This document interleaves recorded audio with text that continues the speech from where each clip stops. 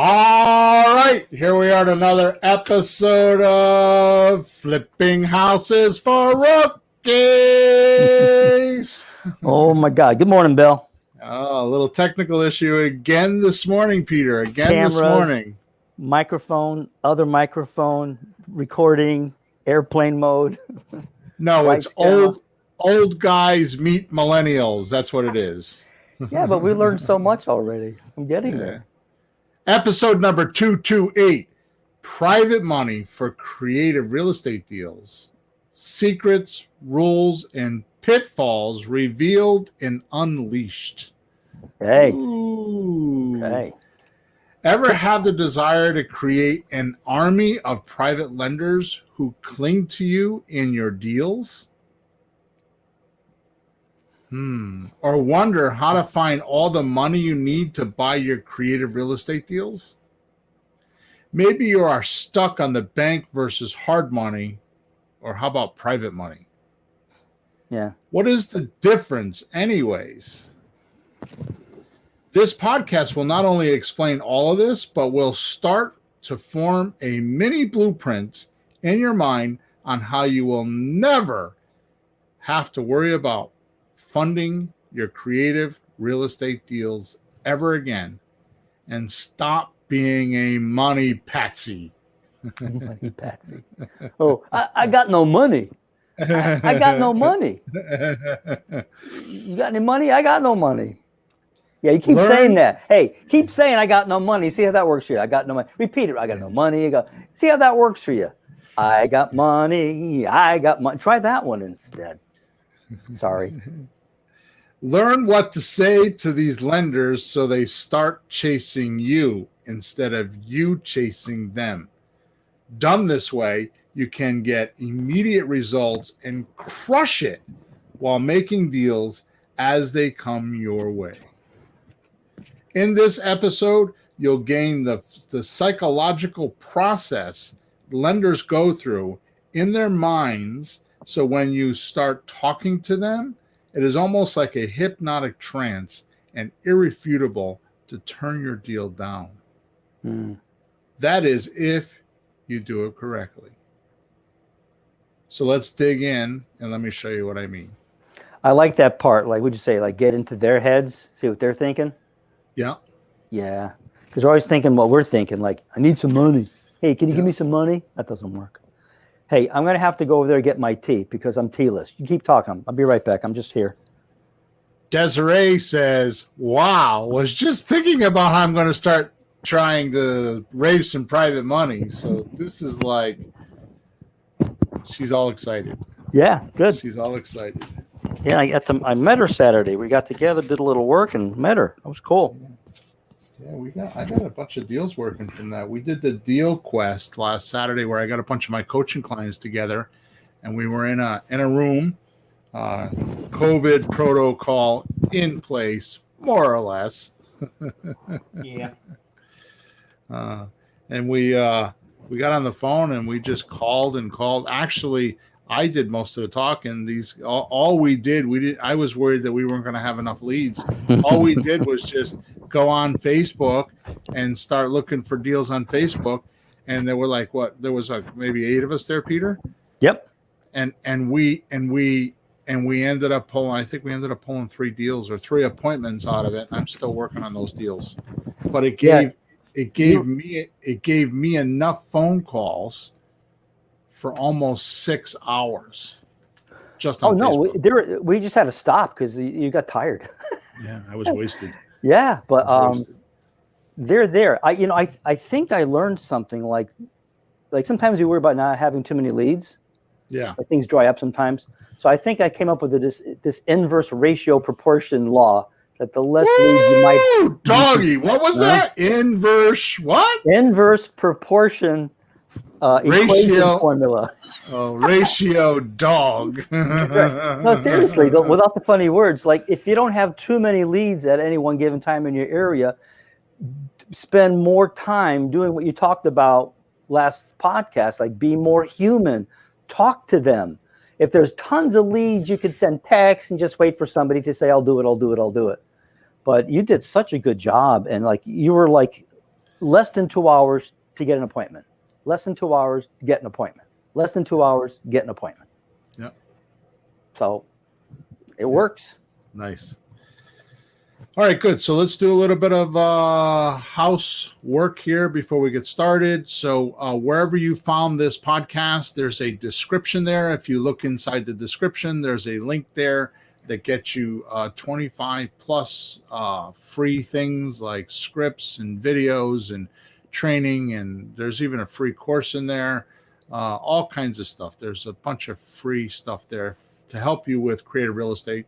It's all the things that we talk about for 227, now 228 episodes that will help you find deals, talk to customers, do the math, deal structuring, all kinds of crazy stuff there for free. So just click on that link.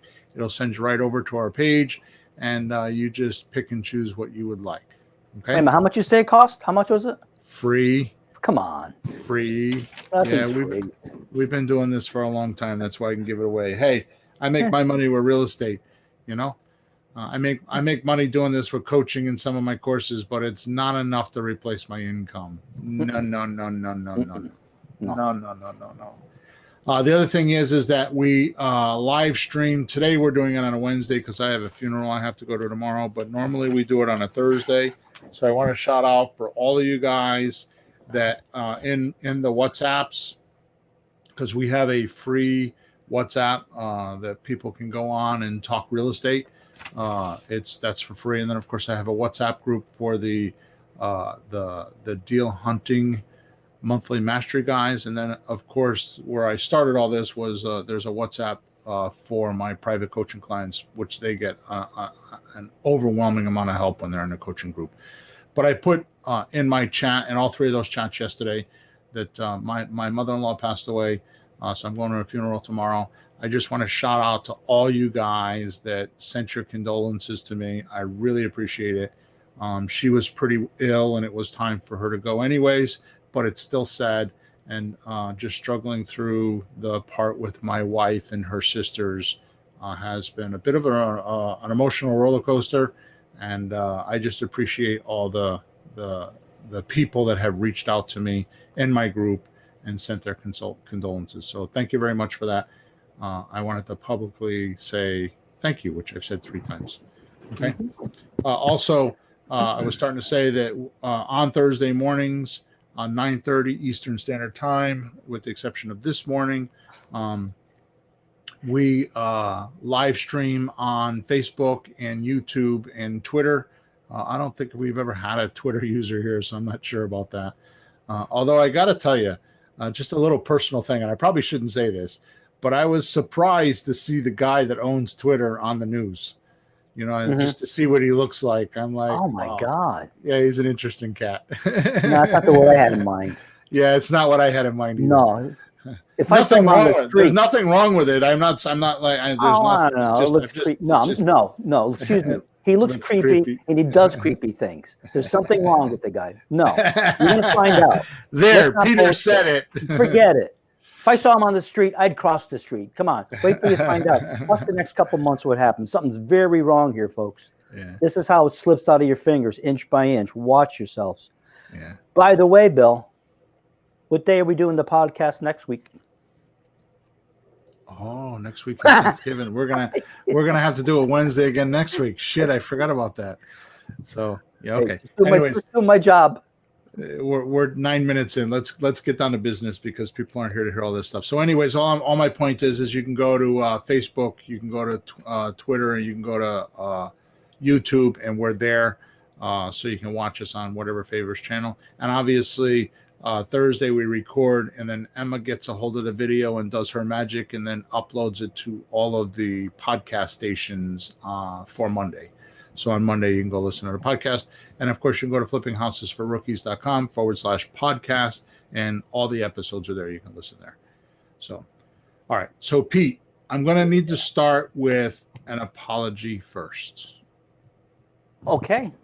I'm sorry to keep saying this over and over and over again, but it's so important. I just can't help myself. Oh, well.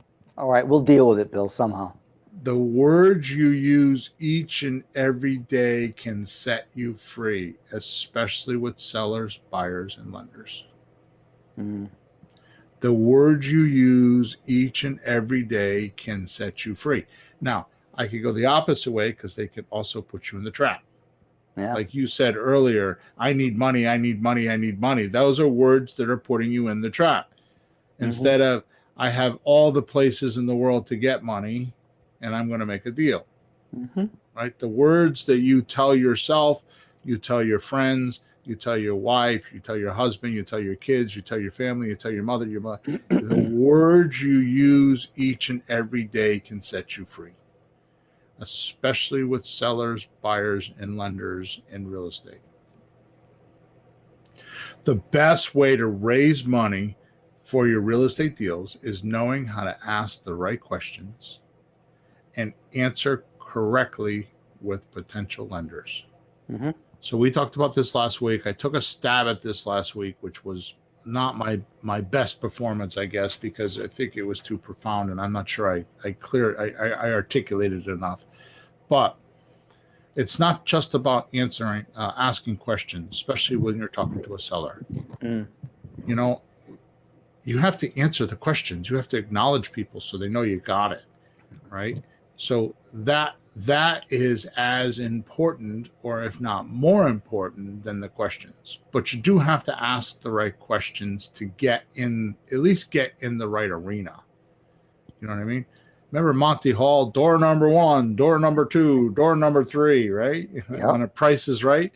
You know, so when you ask the question, you're trying to figure out which door to go in. You know what I mean? Yep. And your private lender is the same way. So just to kind of, I'm off script here, but just to kind of give you a gist of this, okay? When you're hunting for funds, it's like hunting for sellers. You're going to talk to more people that will say no than people that will say yes. So when you're pre-screening for a deal, pre-screening for lenders for a deal, you need to know what to say almost immediately. You know, it's like I was doing some marketing for some chiropractors, and I saw this consultant one time, right? And it was the coolest thing in the world, because he would teach his doctors when you met somebody, you would shake their hand, right? It's common, you would shake somebody's hand. And he would look him in the eye and he would say to him, "How you feeling today?" And that was his pre-qualifier on, like, did he just talk chit chat and get the hell out of there, or did he like do his pitch? That's a loaded question, huh? Right. So it's what marketers call the tripwire. Oh, really? I haven't heard that one. Tripwire. Kind of like, you know, military in the jungle, and there's a wire across the path that sets off the bomb. Yeah. You know what I mean, or the landmine. Okay. So the best way to raise money for your real estate deals is knowing how to ask the right questions and answer correctly with potential lenders. Your words should be organized and easy to understand, should be concise and convincing all at once. So your words should be organized, easy to understand, concise, and convincing. That's the magic formula. Okay. So it sounds like you have to have that a bit prepared in advance, not just winging it. Right. Yeah. So you okay over there? Yeah, I'm going to get some paper, because, you know, I tried some private money lending a while back, and I didn't do so hot. And I think you just helped me, because you have to ask more than a few people. I got shot down by the first few. I think I realized I was asking the wrong people. But then I didn't need it, because we did some owner financing. You got some funds, so I've been okay. But I have some things coming up, and I think we might be busy soon. So I should give it another step. So I'm going to take some notes. Okay. I need some better questions. Okay. So I'm listening. Good. So to be honest, if you're not highly successful in raising money for your deals, it is most likely because of one of these two things. Okay. You're paying too much, or have problems in the deal in scaring the money away. And most of the time, you don't even know it, because you think it's a good deal. Or Yeah. Number 2, your words are not good enough or convincing enough to create confidence with your lender that their capital is not going to be safe while under your watch. Mm-hmm. So I'm going to read those again, okay? Yep. So if you're not raising funds, in other words, you have a deal and you're shopping around for funds, it's probably one of these two things. And I would say definitely, but I'm going to just be politically correct and say probably one of these two things. Mm-hmm. You are paying too much or have problems in the deal and scaring money away and often don't know it. Yeah. Or 2, your words are not good enough or convincing enough to create confidence with your lender that their capital is not going to be safe while under your watch. Yep. Because they have to be confident. They have to be sure. Yeah, exactly. More to the point. Go ahead. I think the first thing us rookies make as a mistake is offering them a lot of interest or something like that. We're going to talk about that. Yeah, that's so the deal itself is more important, huh? Yeah. More to the point, not knowing where to get funds to purchase real estate deals keeps a lot of people out of this extremely, extremely lucrative business. Mm-hmm. And unfortunately, costs them financial freedom. Yep. But before we discuss where and how to get these funds, let's discuss what we would do if we did have these funds. Say it if we did or didn't. If we did. Okay. So let's say we have this chunk of dough. You got $1 million. What would you do with it? We need to talk about that first, right? Yeah. You think you could go wrong with $1 million? You could go very wrong with $1 million. Yeah. So first thing is we wouldn't buy pretty or attractive houses in nice neighborhoods, right? Priced at full value and pay all cash for those houses, right? No. My buddy, Mr. Ron LeGrand, says the one thing you need to do when you buy a house is get equity. The day you buy a house, you should have equity. Now, the only place that we don't do that is in a slot deal, but we're not going to get equity. We're going to create it, but we know where it is. So the better statement, if I had to reword that myself, is the day you buy a property, you better know where to get your equity. Okay. You better know how to get it. Right. You better know where it is. Yeah. That's the better way to say it. You better know where it is. Right. Mm-hmm. So we're not going to buy pretty houses for full price in pretty neighborhoods. Mm-hmm. Plus, these sellers, with no apologies of the neighborhood or the house condition, don't need to discount or wait for their dough. I mean, I don't know if you've been following since the event. I mean, I've been recording. We last Saturday had this deal hunting event or deal quest event that I was talking about, and I'm kind of on this quest to get some of my coaching clients that haven't had a deal since at least COVID, and some of them before, right? Haven't had a deal. So I'm like doing their deals for them, which is ridiculously stupid because I have my own deals and I'm really busy. But I want these coaching clients to do something. So I've been out. I've been on 3 appointments already this week, and I have another one on Friday. And I'm out doing the presentations, and because they're in Connecticut, right? And I'm just like jump starting these guys. So my point is that I've been recording everything. I always record everything anyways, but I've been uploading them to Slack, which is what we use for the coaching group, right? So I don't know if you've listened to any of those, Peter. But I had one yesterday where I had a coaching client send me. Actually, we tried to call this guy on a Monday night, because when we do the Monday night coaching call, if you have a lead and it's set up, I will call while we're on the coaching call and actually call the client in the middle of the coaching call and try to put the deal together, right? Yep. And to help the coaching client. So these are my private coaching clients. So we called Monday night, and he wanted to have his partner on the phone and all that. the long story that I'm turning this into is really about how the guy has a house that's pretty. He put a bunch of money into it. He owes 60 grand on it. Actually, no, he doesn't. He doesn't owe anything on it, and he's asking 225 and think the market's 289, and technically the market is like 250. And he just wants all cash. He's like, why would I sell to you on terms when I could, like, he's got a pretty house, he's got it in a pretty neighborhood, and he's got a tenant paying him $1,900 a month. Yeah. So really, I mean, his first question when he got on the phone with me, which is because my coaching client talked to him first and didn't handle the objection. His first question was, why would you want this deal? How are you going to make your money? And that's a reasonable thing to ask. Yeah.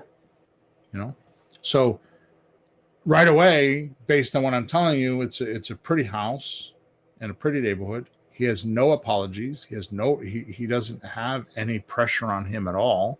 Yeah. His thing is because I said to him, what are you going to do with the money? If you get to, he wants 200,000 in cash or something.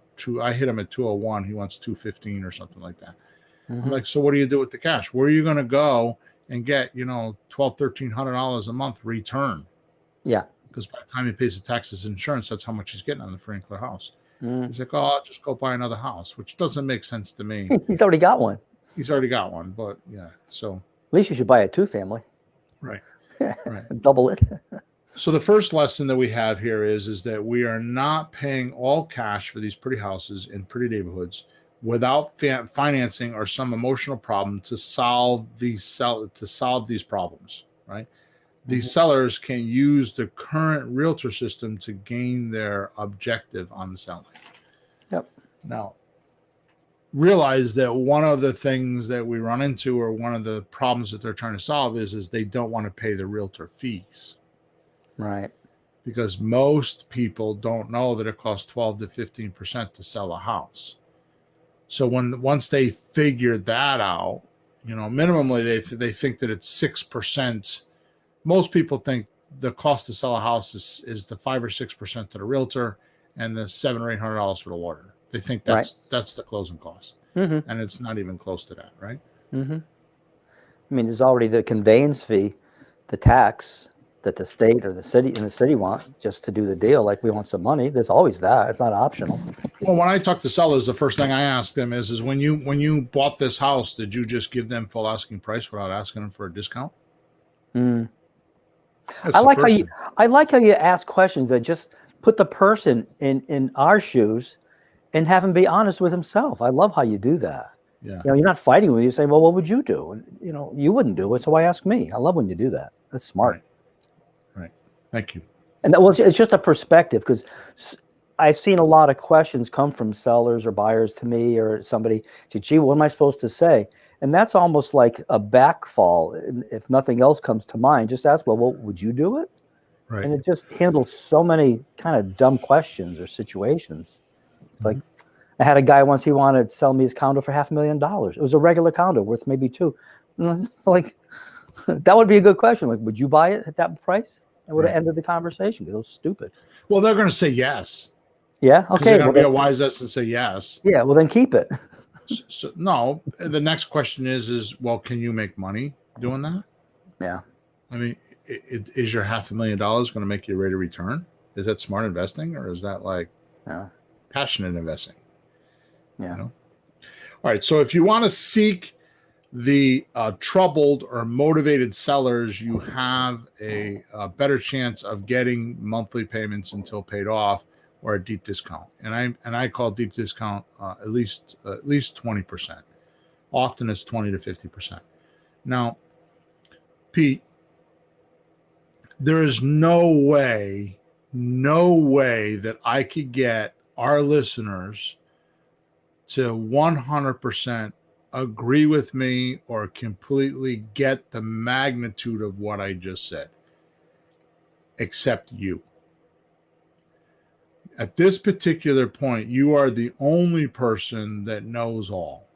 You decide to leave my little gangsta, and I'm gonna have to whack you. You know too much. Okay. I'm teasing with it, but seriously, I mean, you see the deals that I do. I mean, 50% is common with me. Mm-hmm. 50% is common with me. Mm-hmm. I mean, I'm closing. I was supposed to close on Monday. They're closing tomorrow, but I'm closing on a deal that's $270,000. I paid $125 for it. Yeah. The guy's bringing $35,000 to the closing table. Yeah. And I was in there. I've seen the house with you. I called the guy, got some information, fed it back to you, watched what you did with it. And that's the numbers. That's the facts. Yeah. It's right here in Connecticut. It's a fact. And I do that. I mean, we bought the end of last year, we bought a $200,000 house. I paid $37,500 for it. 27,500. Yeah. We wrote a check for that one. We had enough sitting around like, write a check. Right. Keep the interest. So, you know, it's so I that mean, long. I'm not saying that every deal of mine is like that, but if I'm going to pay cash, you know, my wife teases me because she says it's your way or the highway. And yep, that's how it works around here. You know, I mean, I'm not going to get off onto that. You can't make decisions with committees. There has to be somebody to make a decision. Yeah. And I'm that guy. I'm that guy with my family. I'm that guy with my business. I make the decisions. So I have to do what's right. Now, do you need 10 of those a year? No, you only need 1 or 2 to make the year. You know what I mean? This is how I traveled 40 weeks a year and had my daughter running my business and made 125 grand a year doing deals.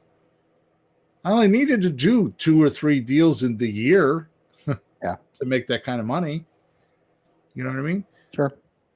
So when you say like you want at least 20%, it sounds to me like you're talking about a pretty house that doesn't need renovation, and the 50% is more when they need the renovation or less? Yeah. Okay. I mean, it varies. I mean, I do funny things. I mean, I talk about the deal that I bought, the subject to deal, the last one I just recently bought, where the house was worth $179 and it needed $15,000 in repairs, and I paid $191. Yeah. But I got $750 a month in positive cash flow, and I got $12,000 up front. Yeah. So. Yeah. Well, the bottom line is the bottom line. The final numbers. It's just the whole picture. You look at that, and if there's money, you can do it. You can break a formula a little bit, because one part of it is kind of like a triangle. Like how much money? Well, money now, money monthly, money later. If you're getting any one of those really, really big, it's not terrible. Especially when someone's writing it up front and someone's already monthly. Here's the thing, Peter. What you just said is that in that triangle. Yeah. I don't see it the way you guys see that triangle. I have a different use for that triangle. That completely has nothing to do technically with money at all. Oh, yeah. So I look at that triangle and I look at how much time am I going to put in this deal. Right. And that triangle tells me if it's just money now and it's $5,000, well, this deal's going to get, secondary time. Yeah.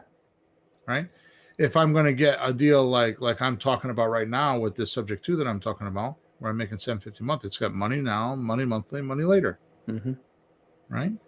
Very often, and I don't talk about this a lot either, but very often when I pull money for my deals, like this $125,000 house, I'll pull 5, 7, maybe 10 grand out of it that I'll keep. Yeah, you borrow money more. now. Money now. Yeah. And still have a shit ton of money on the back end. Yep. Right? And that's the glory of doing what we're talking about. So we're totally off topic. So let's get back on topic. So sometimes you can actually find these bargains and pass them on to bargain hunters, right? This doesn't require purchase funds, because the buyer will bring the funds to the closing table to fund the deal. You just get a fee for matchmaking the seller with the bargain hunter, and the bargain hunter brings the funds. We call this wholesaling, of course, right? Yeah. Yeah. So let's discuss. So that's wholesaling. So that's one way to do it. That's what most other gurus teach. Rah, rah, rah, rah, rah, rah, right? Yeah, they make it look so easy to a million people. Right. Right. We're all running around. So basically, you need to understand this. Let's discuss the only 4 places you'll get money to fund your deals. There's only 4 places you can get money to fund deals. Mm-hmm. Okay. That's the bank. Number 1 are the banks. Number 2 is hard money. Number 3 is private money. And number 4 is your buyer. Mm-hmm. Right? So let's touch on each of these real quick. Okay. So the banks actually want you to think that they're the only place to find money.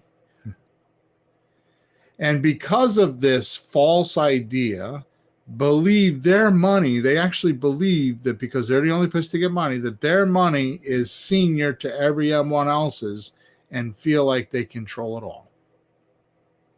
So they come up with all these conservative rules. Like, if you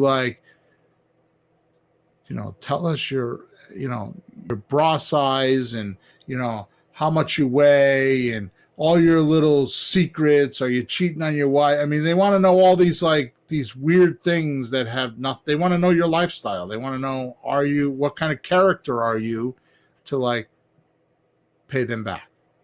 Yep. Right.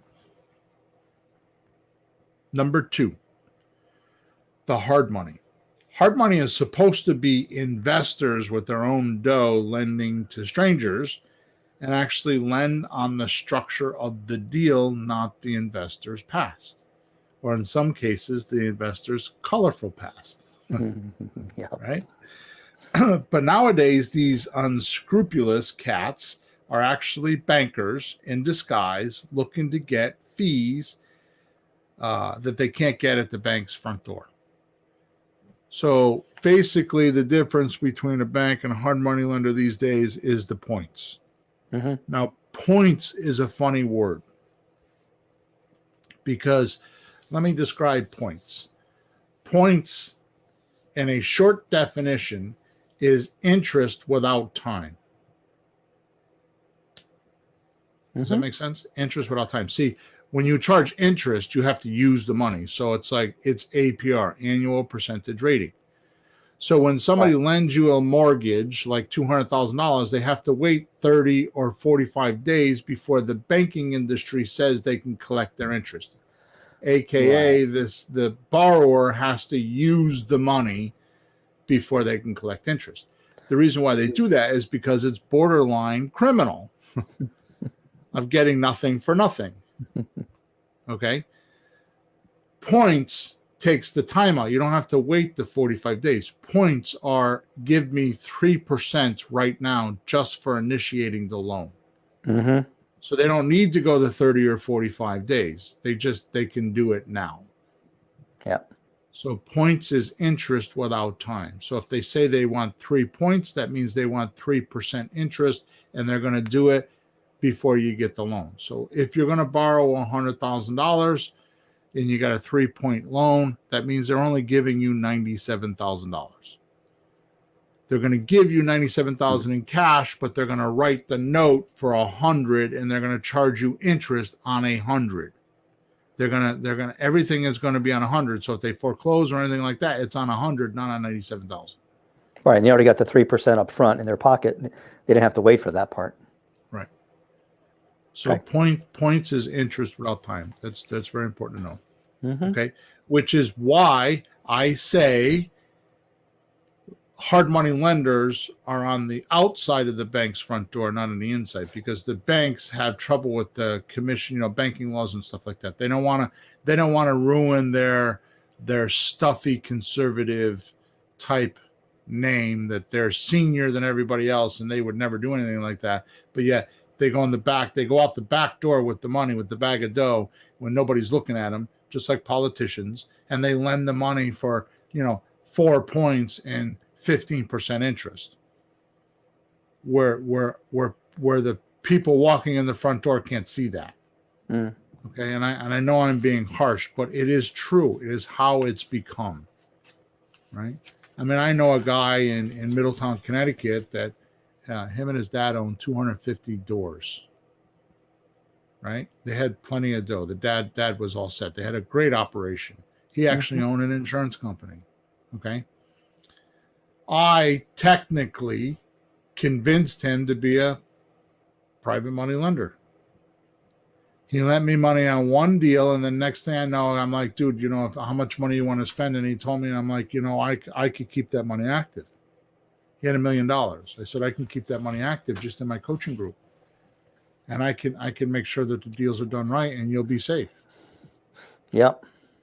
Instead, what he did is he went to a bank, and the bank matched $1 million. So now he had $2 million to lend. And because they went to the bank, they hired some banking dude, and he was running the portfolio. And all of a sudden, all the things that I'm talking about happened. There were points. They had to do credit checks. They had to do this. They had to do that. I borrowed money from him once because the second time around, I couldn't do it. I wouldn't waste my time. Yeah. With them. Okay. So enough on private on hard money. Hard money. Does that make sense? Yeah, unfortunately. Yeah.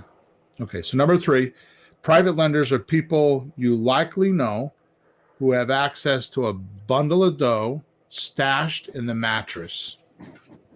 Okay. And what I mean by that is they could have lots of equity in another piece of real estate.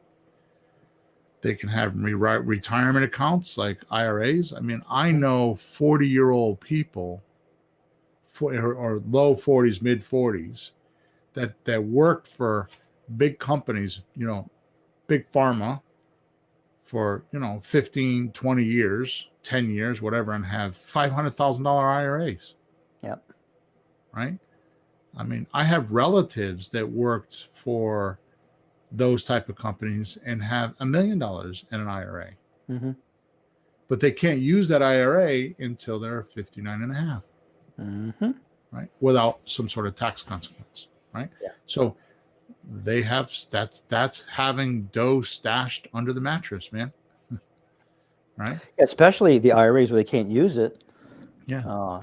It behooves them to find ways to maximize the profit potential in there. To make it grow, yeah. Because right now they're just letting the funds be managed by. They don't even know that they're being managed. They just put the money in there, and some fund manager is investing in mutual funds or whatever at a lower risk and not very and a lower interest amount, right? Yeah. Credit cards with high limits and low balances. Mm-hmm. That's a huge one. I have a friend of mine, him, Steve. Last time I knew, he had $120,000 in credit card limits. No, I'm sorry, $300,000 in credit card limits. Oh, jeez. Like $300,000 in credit card limits that were, and he manipulates them to be interest free. So if you have someone that has a credit card, like you can go with Chase right now and get an 18-month credit card, they can give you a 1-year loan, get 0% financing and charge you 7 or 9% and pick up the difference while you go do a rehab and flip a house. Yep. Right? Yep. How about trust funds? I know a guy that I have cigars with. He's a trust fund baby. Yeah. Yeah, he's got like $10 million in a trust fund. Believe it, the Bosch company, washing machine, spark plugs, Bosch. Yeah. Well, there's several brothers, but the daughter used to come to my house and hang around. She was adopted, lovely kid, but not a business person. She didn't even know she was a trust person. So she's now 28 or not 30, whatever. She's got money, but she probably doesn't even know what to do with it. She didn't know what she was having money coming to her until people asked. So if there's somebody that didn't even know they had the money, that's how crazy it can be. So you have a lot of friends and relatives that have this kind of money. I mean, it's amazing business owners that are doing really well. I mean, COVID, there was a lot of business owners that did extremely well. They doubled, tripled their income. Yeah. Like half really lose and half really win. It's almost everything goes. It's so weird, but it happens. People inherit houses, probate people. I've got a couple. I mean, my mother-in-law just passed away. I'm curious to know what's even involved. Yep. So all of a sudden there's an influx of money. What do they do with it? Right. So the point is these are private lenders. They're not in the business of lending their money, but they got a chunk of dough and they want, and you come along and convince them that you can give them a good rate of return and it's really safe. So these lenders often believe in you and don't know much about how the deal works. Mm-hmm. Right? So they're investing in you, much different than the hard money lender. The hard money lender doesn't know you. Right. Right? So yeah, we'll just leave it at that because I'm going to cover that in a few minutes. So number four, so let me just back up because it's on my mind. So the private lender is going to give you money, and you can stretch like I do with my guys, I can stretch my numbers. Maybe I'm at 78% loan to value ratio instead of the 70% or 65% they want. Mm-hmm. That's because they're investing in me. I mean, I have a private lender. I've done literally millions. I would probably say $10 million worth of real estate or more. Really? I would say maybe 15 million. I mean, it's a lot of money. Mm-hmm. It's the same money we keep using over and over again. Yeah. He didn't have $15 million. We're only using, I think, maybe $300,000 or $400,000, and we just keep turning it over and over and over again. Yeah. I've run across him at the lawyer's office signing papers. Yeah. It just keeps round in circles, round and round. And he doesn't want the money. He wants the profit coming out of the interest. He wants it working. He wants it working, right? Keep it working. So that's much different. So he's lending me the money. One time he called me and he's like, "Hey, Bill, I got an embarrassing question." I said, "What's that?" He said, "How many properties we own together? And what are the addresses?" He didn't even know, right? Yeah. As opposed to like a hard money lender is lending on the asset, supposedly lending on the asset and not lending you the money. Okay, we're going to go over that in a minute. So number four, the four people. So far we've covered the bank, we've covered the private lender, we covered the bank, the hard money lender, the private lender. Now we're doing the buyer. Yeah. Right. So this is your typical lease option deal when you're selling. The buyer's deposit, when they come into the house, their monthly payments and the mortgage, once qualified, actually fund your deal. Right? The money now, money monthly, money later funds your deal. And I strongly suggest you just do these deals in the beginning. Get used to doing these deals. Don't put your name on a loan and be responsible for it if you don't know what you're doing. Right? The only way to lose money in a real estate transaction is A, to put money in, or B, personally sign for a loan. It's the only way you lose money in real estate. Right? So get your seller to agree to paying monthly so you can find a buyer to assign all the maintenance and repairs plus the expenses and make your few coins from matchmaking these motivated folks. Right? So you find a seller that's motivated, you find a buyer that's motivated, you do some matchmaking, and you get a few coins for helping each one of them. Right? Now listen up. Here's the psychology your lenders go through before lending money to anyone, not just you. Lender psychology. Number one, they want to know their money's going to be safe and returned back to them without worry or loss. That's right. Worry, because they don't want to worry, huh? Right. I mean, you just had a seller with that 6-family we were buying, right? You got through to him, which was a good spot on your part. He was worried. Yeah.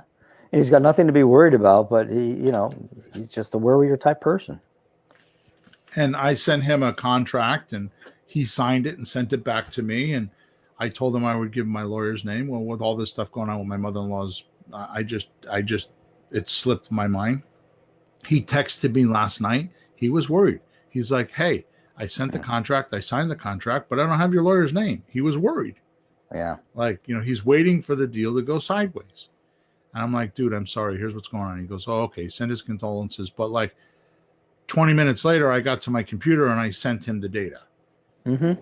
So I don't know how I can emphasize this, Peter, but the number one thing that I think blows up deals, other than realtors and attorneys, Okay, because they're the number one things that blow up deals. But after that, it's sudden movement in a deal. It's surprises.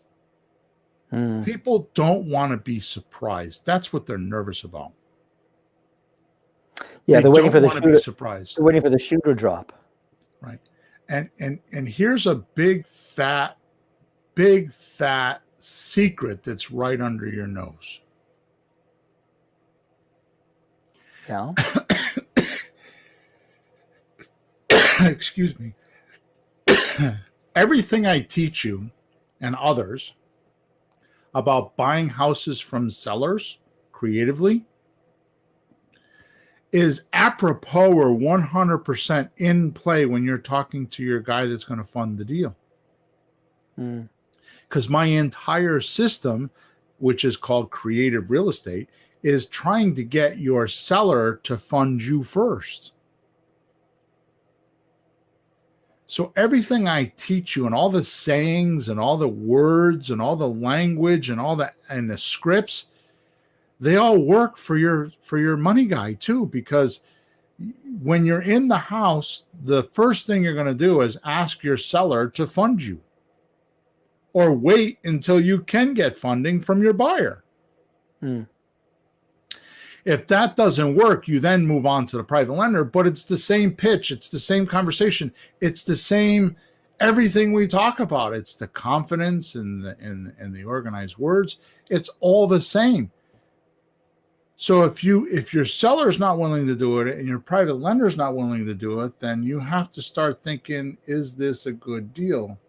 Should I be doing this? Yeah. So it's either not a good deal or you're really bad at explaining it and communicating. Yeah. So the first thing your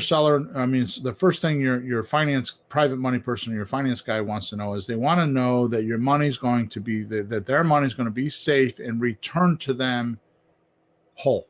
So if they lend you $150,000, they want to make sure they're going to at least get their $150,000 back, and it's not going to chop into their capital. Then number two, once they feel good and know their cash is going to be safe, they move into the process of thinking about the risk. But Right. I've never covered this before, so pay attention because this is very, very crucial. Right? So the questions they're going to ask is, are you paying too much? How likely will it be for you to have the horsepower to get through the deal? Right? Yeah. I mean, how many parents know their kids and know that they don't finish it? You know, they jump from job to job, and it's always, it's always the boss's fault, or there was another guy, and they know that it's them, but they blame everybody else. Right? So it's kind of like, I did a write-up. I was trying to remember. I did a whole write-up one time of an example of this, of a mother. I can't remember. A mother giving a kid a toy or something. I had a whole write-up. I don't remember what it was, but so are you paying too much? So the private lender may or may not know that, but they are going to look at, do you have the horsepower to get it done? Yeah. Then they're going to think about, what's the market like? Is it an appreciating market or a depreciating market? Right? Is it high risk or is it a lay down? Like right now in Connecticut, which it's changing as we speak. The last couple of weeks, I've noticed it started to change. Really? Yeah, it's starting to dip because things aren't moving as quick as they were before. I mean, look what we're going through with this 3-family we're trying to sell. That's a perfect example. I mean, everybody's talking about how all this New York money's coming in and throwing all their money around. Well, it ain't happening for us. Right? So, yeah, I noticed more deals seem to be coming in. Yeah. But you're right on the other end. Yeah. Boy, it's a balance. Yeah. You can't get both ends working at the same time almost. So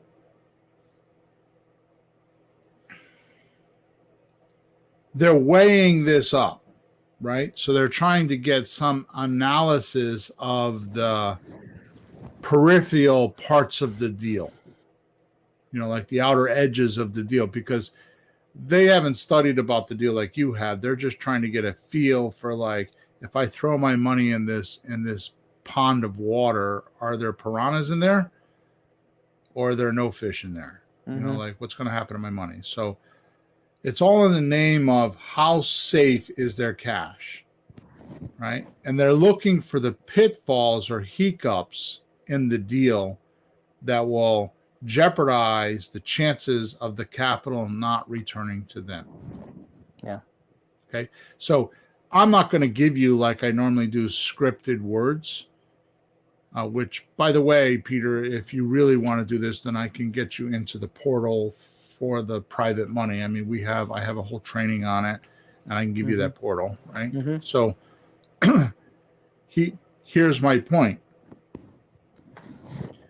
The psychology I just went through with you is what your lender is going to be thinking. So wouldn't it make sense that when you're talking to them, these are the things you're talking about? Yeah.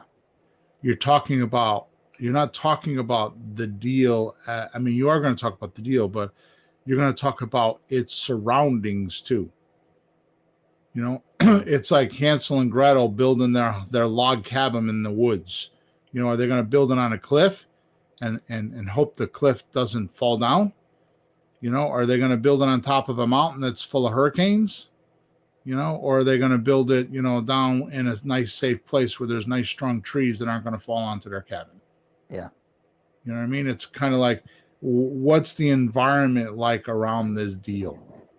Because those things could be heard on Channel 3 or Channel 8 or Fox News or CNN or whatever you listen to. Those things could be heard, even though most of the time they're false, they can still be heard by your lender that are going on. The housing market's up, the housing market's down. The stock market is up, stock market's down.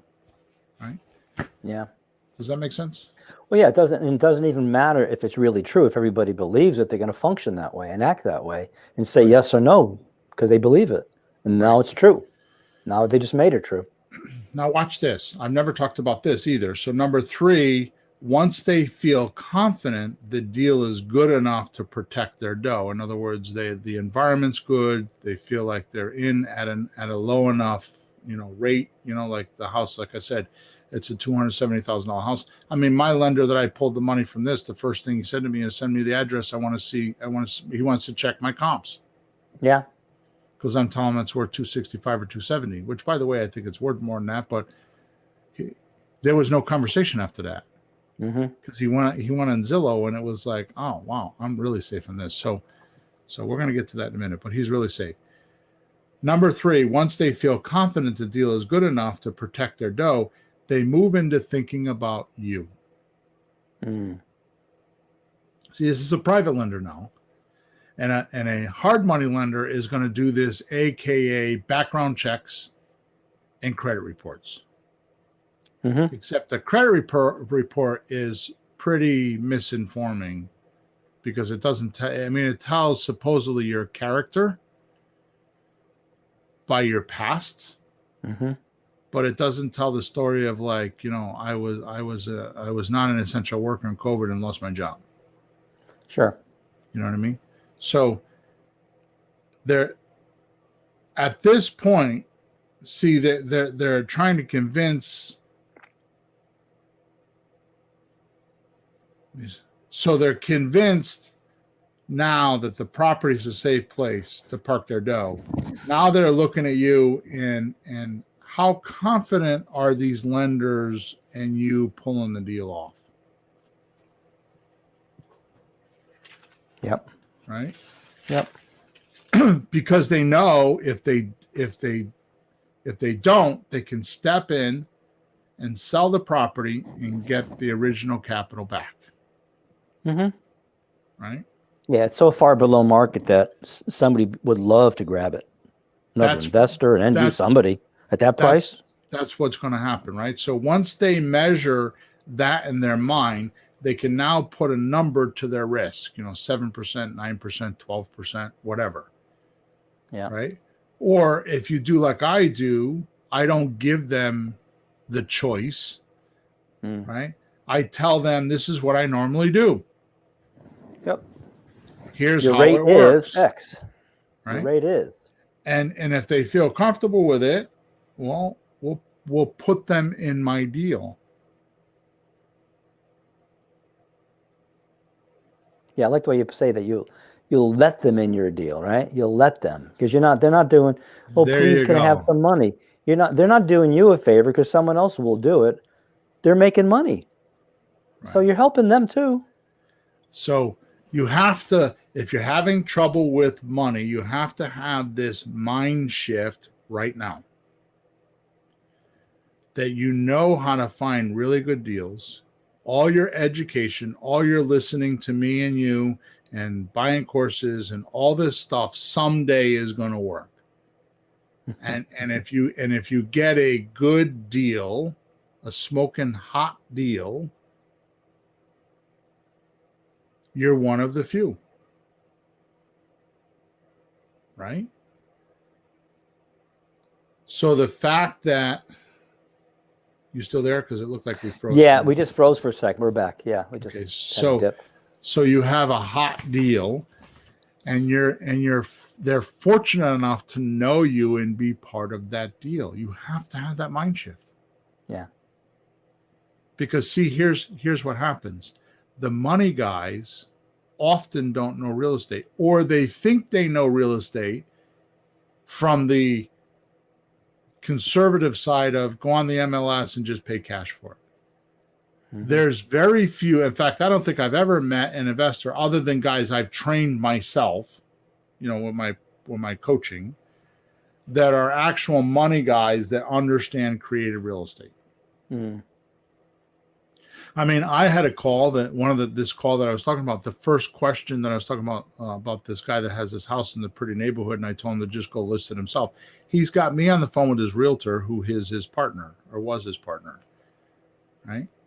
And the first thing the realtor said to me was, we're doing creative real estate because you don't have the money? And I'm like, who said that? He said, well, I just assumed that. Well, assume spells you make an ass out of you and me. That's what assume is when you look at the word ass out of you and me, right? That's right. So he's like, okay. I'm like, let me start this conversation off correctly. The reason why I'm a creative real estate investor is because I don't want to peak my lending power. So if I can get my sellers to fund me, or if I can get multiple private lenders to fund me, it doesn't stop me, or doesn't have a ceiling of me buying. And he was like, oh, yeah. And he was fine after that. But most of my coaching clients, and perhaps you at some point, would fold under that. You would fold. Like, you don't have enough money? You know what? The answer could be, yeah, I don't have enough money, but I know how to do it. Mm-hmm. Right? Because what most students don't understand is that the money guys need you more than you need them. Mm-hmm. Because if they know how to do it, they'd be doing this and making more money. They don't know how to make the money. They give the money to somebody, invest it for me, give me a rate of return, and they cross their fingers. Right. Somebody I know, one of my students, but he's a big business guy, just dumped all his stock 3-4 weeks ago. He got nervous in the stock market. Dumped all his stock. He didn't have confidence in it.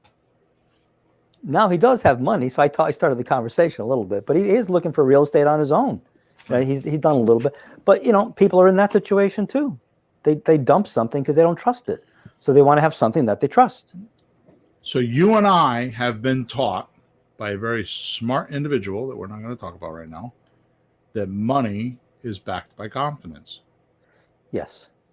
So what that means is if somebody gives you, like last night, a guy at the cigar shop owed me $20, so he gave me a $20 bill.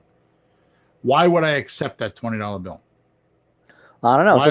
Just a piece of paper. Why did you? Right.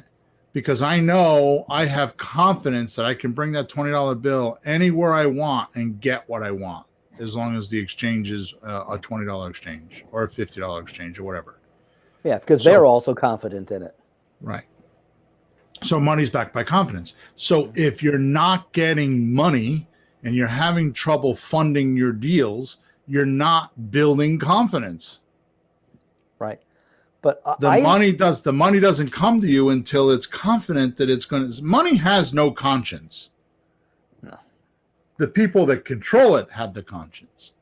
So if the people that control the money have confidence that they can give you their money and you can make it grow while under your watch, or you got a deal that's so smoking hot that if you don't perform, they could take the deal and go sell it,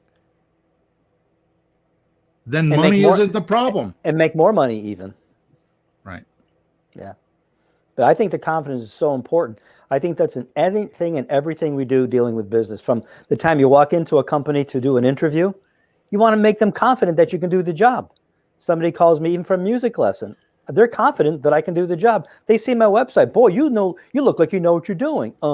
It's confidence all the way around. Look at this. We went out to dinner with our wives a couple weeks ago, which I want to do again. Okay. Yes. And we spent. You paid the bill. How much was it? It's $250. $250 with the tip. We sat there for what? 3 hours? Almost. Well, waiting outside in the cold weather, yeah. So 3 hours we were in that restaurant, and they brought us anything we asked for. Mm-hmm. With the confidence of knowing that we were going to pay them before we leave. We could have got up and walked out and not paid. Yeah. In that restaurant, we could have got all the way to the car and nobody would even notice we were gone. Yeah, one at a time. We sent the girls to the bathroom. Then you go to smoke, and I go to the bar, and then we all run. Yeah. Right. Okay. So, so it's possible. I mean, I remember the 70s show, the 70s show one time, they did that. They called it, what'd they call it? Dinner dashing or something. They had a name for it, right? It was a whole episode, right? Yeah. They had confidence that we were going to pay them before we leave. Yep. So confidence is a big thing, right? Mm-hmm. See, the magic here is not the money. The magic is to negotiate with the seller so it attracts the greed glands of your lender. Mm-hmm. Okay? So in other words, the lender salvates like a dog does when he wants to get a bone, right? Salvates to get into such a good deal, hoping you default so they can rob the property from you and make, like you just said a minute ago, make more money selling the property than if they were going to actually make with you paying them interest. So either way, they win. Yeah. Takes the risk out. It's confidence. They have confidence that their money's safe, right? Truth is, if you don't strike a deal like this, well, then you can't give your seller cash at the closing. Mm-hmm. Right? So if your seller is saying, I want cash, it has to be one of these bargain prices. Yeah. If not, then don't bring cash. Right? See, here's why sellers want cash. Do you know why sellers want cash? Because they can. Why? I just told you. Confidence. Confidence. Yeah, they're. Oh yeah, like we've talked to people like, hey, would you take take some money back on the deal? Oh no, I don't want to. And they're worried about it. Like this guy with the 6 family talking. Oh no, he's worried about it. 10%, 20%. Oh no, just worried. Just too nervous, Nelly. So if you're looking to do deals with sellers and you're in the presentation, the part where I talk about you got to build confidence is really important, isn't it? Yeah. Because technically they're lending you $200,000. They're giving you the property. They're giving you either use of the property, control of the property, or the deed. Yeah. And they're out of it. They're relinquishing their responsibility. Yeah. And they're counting on you to take care of their asset and not screw them up. And they don't even know you. Yeah. Well, this reminds you a little bit like when we buy a property. First thing we do is look if the numbers on the property are okay. And then we see the seller if they're qualified to be motivated. So we're still checking the two factors of the physical property and the people involved if they fit what we're looking for. So on a private money thing, they're going to look, is the property, the numbers safe physically, and then confidence in us that we qualify personally. It Right. seems like the same thing reversed the way you're explaining it, making me look at it that way. Which is why they ask you, how are you going to make your money? Because they want to make sure you're making money so you stay in the deal. They want that hook. So if they're going to lend you money, if they're going to let you have their house so you can make money, they want to know how you're going to make money so that you'll stay in the deal. Subconsciously, they want to know that. Yeah. Peter, you won't give me a real number, but give me an indication of how many times you and I had deals and I tell you, I don't like that guy, I'm not doing the deal. Right. Yeah, a dozen. Yeah. And that's just the ones I know about, not the ones you don't tell me about. Yeah, right. You just, if it's just a cash deal, you buy it and the guy's gone, it doesn't matter. But when you're staying in the deal with somebody, right. It's like having tenants. I have some I like, some I don't like. And, yeah. You have to stay with me for a year or two or three. It's no different in my coaching group. Why do you think that people ask me, I get asked probably 30% of the time, how do I sign up online? I'm like, It isn't online. You have to physically speak to me for at least 45 minutes. You got to go through some sort of an interview, and I got to size you up to see if you're a fit for the group. Yeah. And the reason why my coaching group is so successful is because I'm not after the money. I put good people into the group that I believe will A, bring something to the group, and B, get something out of the group. Yeah. Not just in there just taking while everybody else is giving. Yep. It can't be that way. I have to have confidence. Mm-hmm. So it's got to be that way with your deals too, right? Mm-hmm. So you tell their seller if they want that much for their house, they have to give you terms or time to pay. If they're not willing to give you a discount and they want too much for their house or they want full asking price, that's totally fine, but you got to give them terms. Yeah. You can't give them cash. Mm-hmm. It's the only way to do the deal. Right? Yep. Money guys are not stupid. Mm-hmm. Most of them, right? Mm-hmm. They park their money in safe places. It's up to you to find those safe places for them to park it. Mm-hmm. Then tell the lender about it. So the money guys are not stupid. They park their money in safe places. It's up to you to find those deals for them to park that money at, and then go tell them about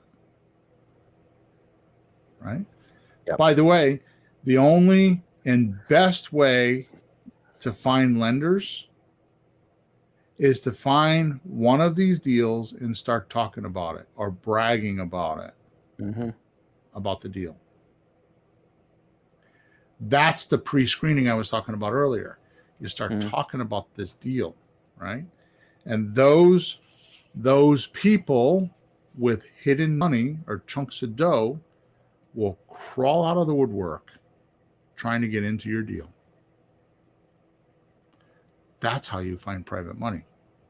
You let them into your deal. Right? Because if they don't, somebody will. If you buy the deal right. Yeah. Right? Which is the reason why I always say this is my law that I live by with money. I mean, with funding my deals. Right? This is the law. Deals find money. Money doesn't find deals. Deals find money. Money doesn't find deals. Right. Most newbie investors think that money finds the deals and have a hard time raising capital with it. It's because they're doing it backwards and don't even know it. Right? And I know this, Peter, because I do my meetup. I do all these things. I mean, tonight I'm going to do a meetup. There will be 50 or 60 people on that meetup. Right? I'll start doing 45-minute consultations. I do dozens of those a month. So I talk to investors one-on-one all over the country for at least 45 minutes. Sometimes I'll go an hour and a half if I feel like I need to help them. Right?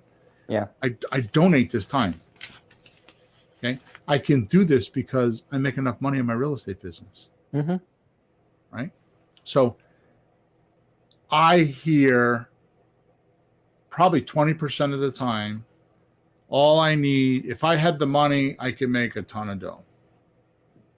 And I know right away they just don't know what they're talking about. Yeah. Right? If they just reverse it and find deals to talk about, they'll do a much better job of catching big dough. Right? This is why I say I have to have organized words to help you with this. Mm-hmm. Right? So let me give you an example. These are just organized words and not organized words. So number one, not organized. Oh. I'm a new real estate investor and want to invest, and I want you to invest in my deals. Would you be interested? Flunk. Or two, I have a $270,000 house I just bought for 125 grand. And I'm now looking for someone to lend me 140 at 9% interest. So if you know anybody, let me know. You're not asking them. You're asking if they know anyone. Yeah. So let me give that to you again. And this is, by the way, this is the deal that I'm closing on tomorrow. This is the exact deal. Okay? Yeah. So I have a $270,000 house I just bought for 125 grand. I'm looking for someone to lend me 140 at 9% interest.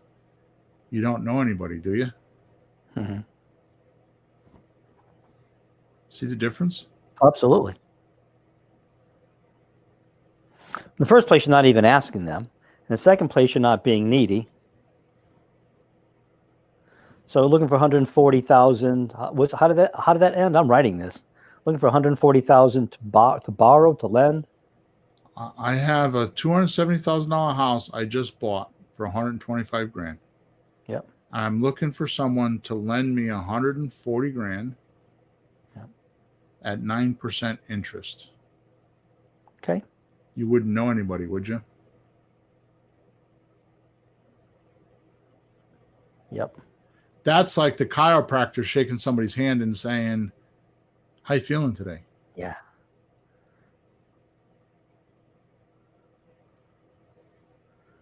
Yep. And even the pullback or reverse, you wouldn't know anybody, would you? Just Say even again? that, even the part, you wouldn't know anybody, would you? Yeah. It's like, just pulling back and not being needy, like just, you wouldn't know anybody, would you? Right. No. Well, yeah. Right. Okay. So in my mind, the issue with private lenders and students finding money has nothing to do with the deals and the money. It has everything to do with they're doing it backwards. Mm-hmm. Remember last week we talked about be, do, have? Exactly. Right? They're trying to have before they do, and they're trying to they're trying to do before they be.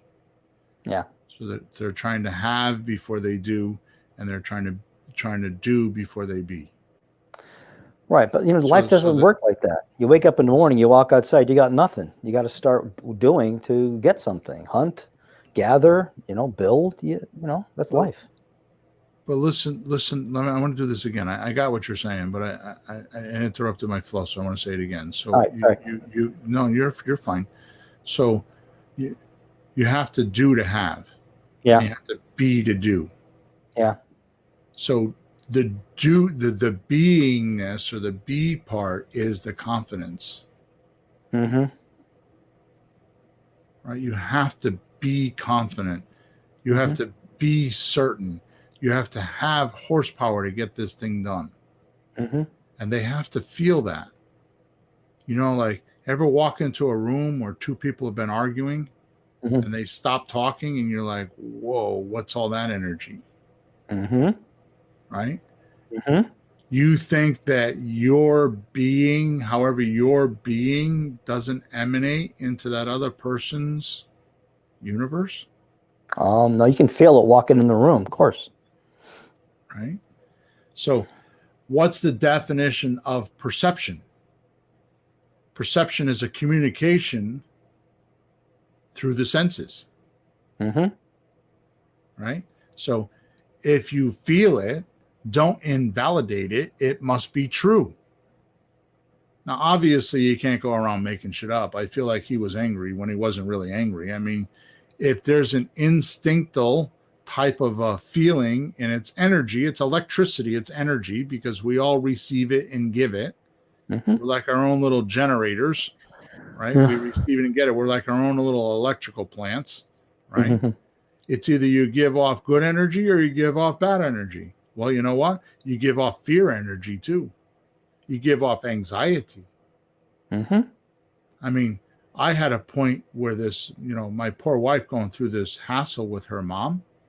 Yeah. I mean, there were several times where I either asked her to leave the room or I left the room, especially when she's talking to one of her sisters. Her sister is one of the most anxious people I know. She was on the phone with her, and I could feel it coming through the phone. I couldn't hear I could just hear a muffle a little bit.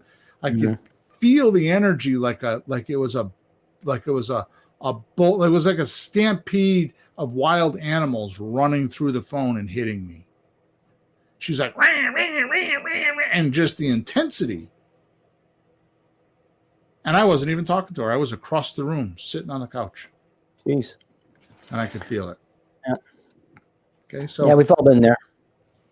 So you receive it and you give it. You're like your own little radio station. These waves are all around you. So if you're not being confident and you're not certain of your own deal, who is going to be? So if I can add a little bit, like you want to be confident, have confidence in your deal.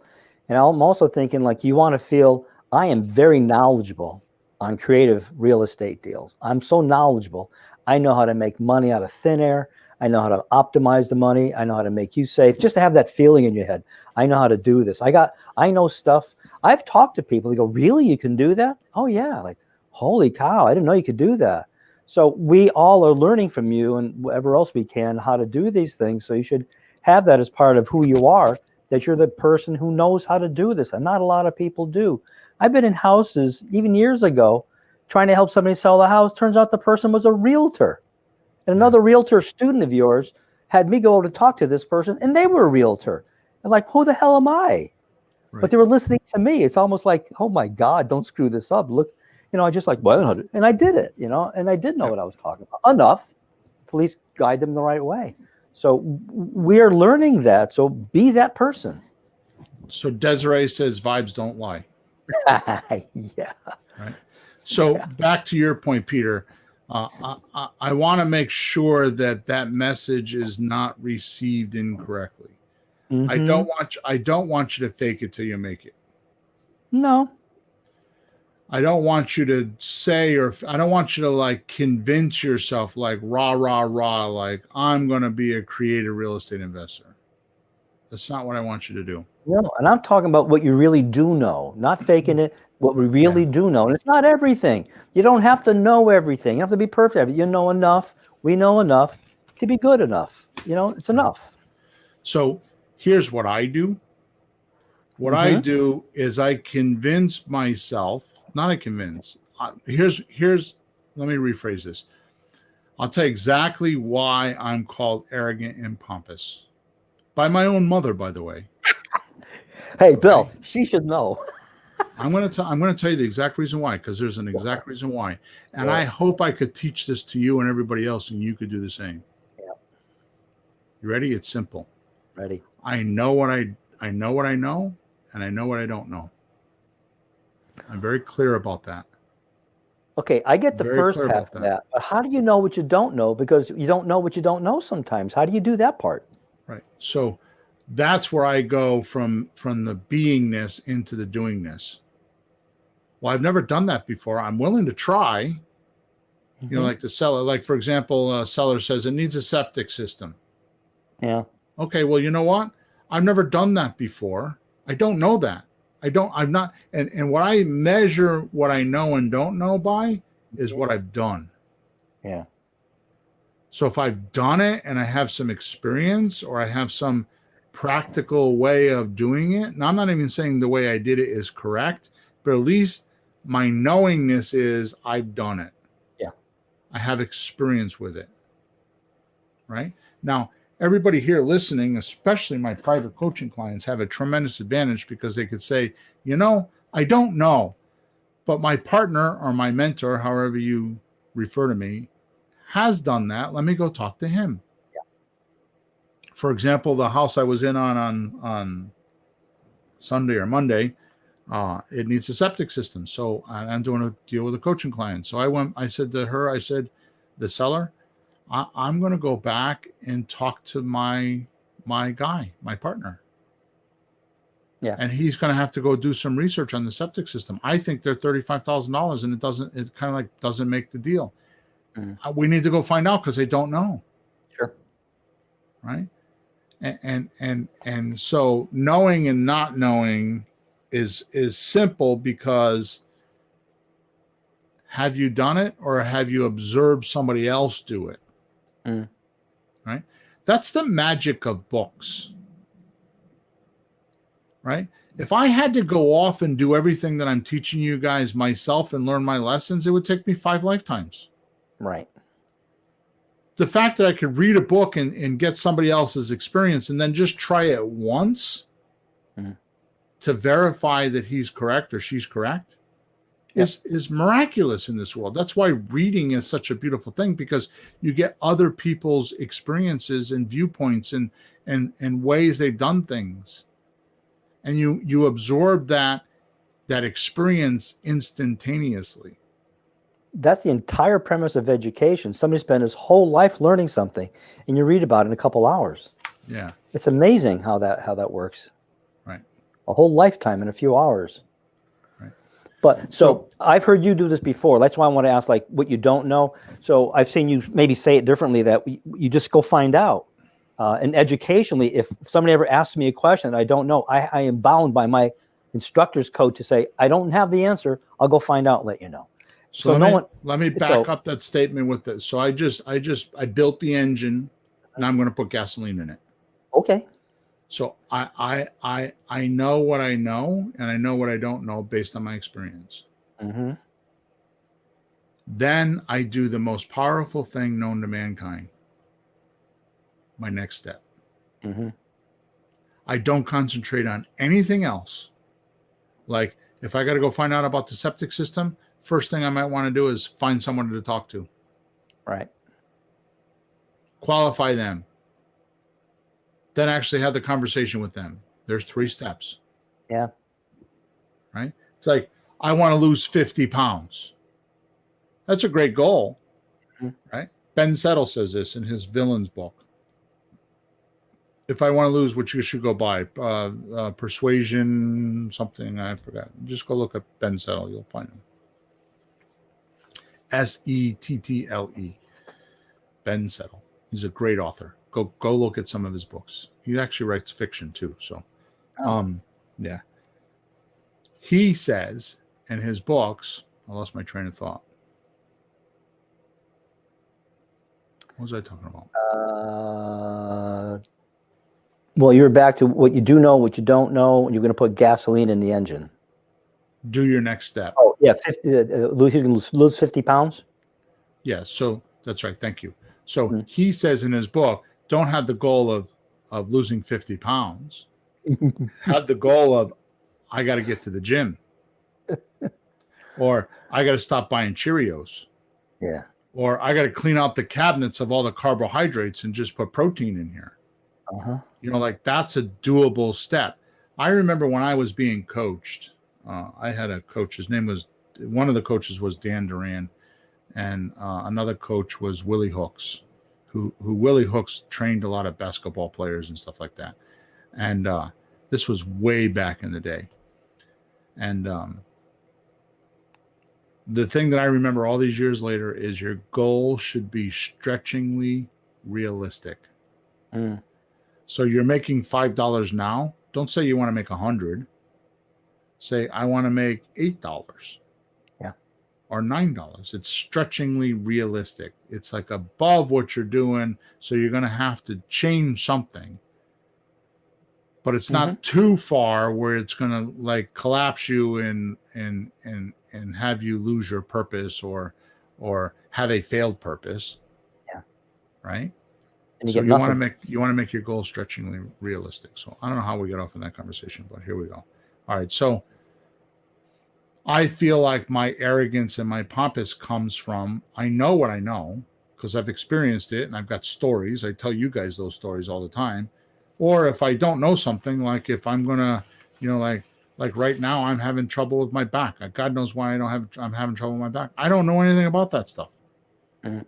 So I lip around and I'm doing some stuff that I shouldn't be doing. And my wife is like, you need to go to the chiropractor. And she's like, she's right. Because the chiropractor knows what I don't know. Yep. You know what I mean? So I just draw the line. It's like, okay, All right. So with that said, let's close out. I'm sorry to say that I would like to give you guys a bunch of sentences and all these things. I mean, I've given you some. I've given you the key one to at least pre-qualify someone. But I think that would take us an all-day seminar to do. So I created a course called Scientific Secrets to Find Private Money.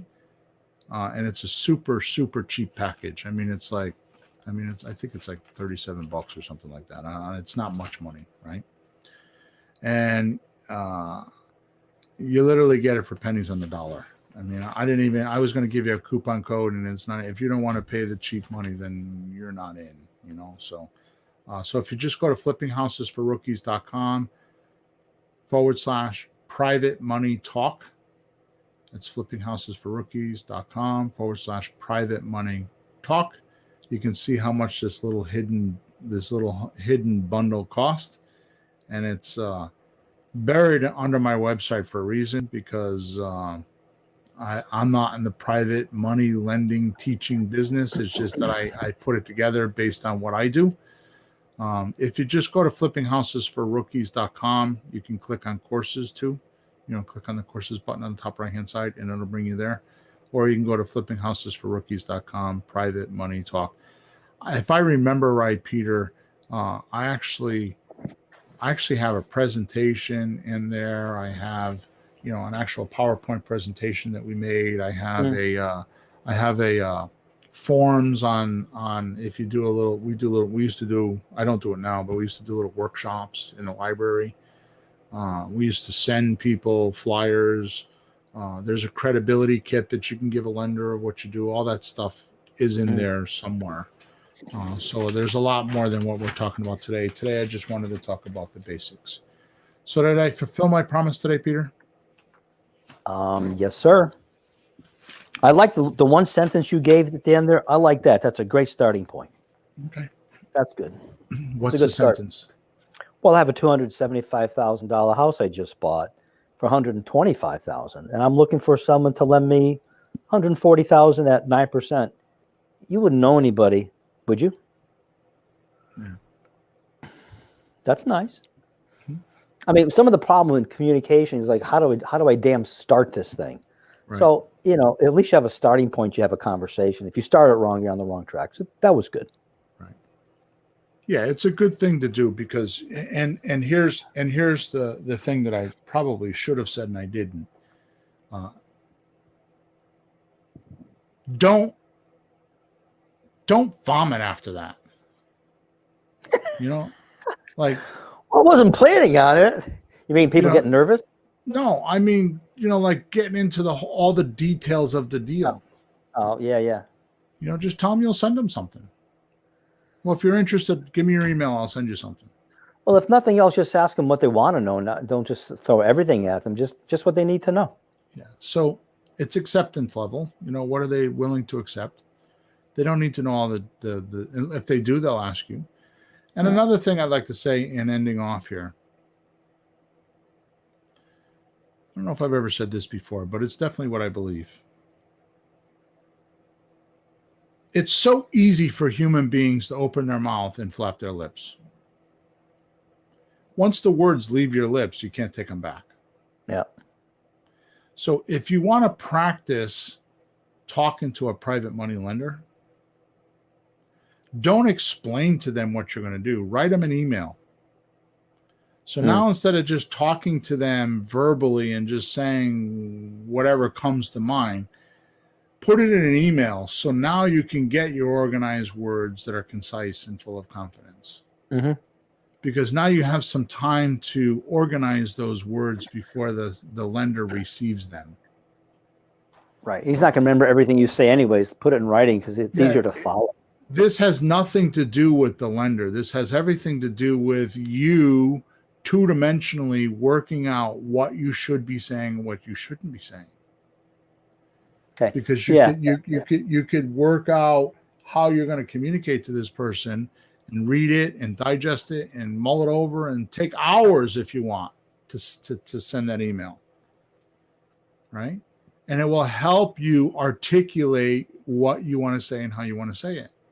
Okay. And then when you send the email, his or her response will tell you whether you did a good job or not. Yeah. Or his or her lack of response will tell you whether you did a good job or not. Ouch. Yeah. This is no different than sellers. I mean, as soon as I get off this call, that's the first thing I got to do. I have a guy I spoke to with a 3-family house yesterday that's willing to do. It's in Meriden. It's a 3-family house. He's willing to give it to me on a subject to deal, more or less. Mm-hmm. And I told him I would send him over an email that would explain the whole thing so he can talk to his wife. Okay. Right. So that's a good way to practice with your sellers too, is just send an email with all the details, and you have to summarize what you just talked about for 45 minutes. It's okay. Yeah. My dog just got home. Yeah. Right. Honey, so get the dog. You have to summarize it. Yeah. So when you summarize it and you actually write it out in words, it's a good thing. Now, here's another thing I teach my coaching clients. So once you get a script that you think you want to use, just read the script into a recording device and then just listen to it over and over and listen to it 5 million times until you brainwash yourself. Mm-hmm. And then all of a sudden you'll start to notice without even trying, those words will come out of your mouth and you'll be like, I didn't even know I knew that. Mm. Right? Yeah, preparation is good. So, okay. Yeah. So with that said, Peter's got to go feed his dog. His wife's there to make him lunch. Something like this. I don't know. There's some kind of excitement over in Peter's planet. The dog always barks. Please go like us. Please leave a review. Go to flippinghousesforrookies.com. On the top right-hand side, there's a testimonial page. We have lots of testimonials. I like to see those testimonials. Go to iTunes, Stitchers, Google Play, wherever you listen to us, and leave us a review there. Make sure you subscribe to us wherever you are, so that when we pop up like we do today on an odd day, that you're there and you're willing to listen to us. Okay? I hope we helped you today. I hope that you can go out and find some private money. And last thing I'd like to say before we knock off here is if you go to flippinghousesforrookies.com, top right-hand side, there's a contact button there. Those support tickets come right to me. So if you have any questions of anything that Peter and I talked about, or even about a deal or something that we've talked about in the past, shoot me a support ticket, and I'm on the other end. I answer them a few times a day, mostly 7 days a week, and I will get back to you as soon as I can. Okay, Pete, thanks for being with us, and let's go get some of those deals done. Over and out. See you next week.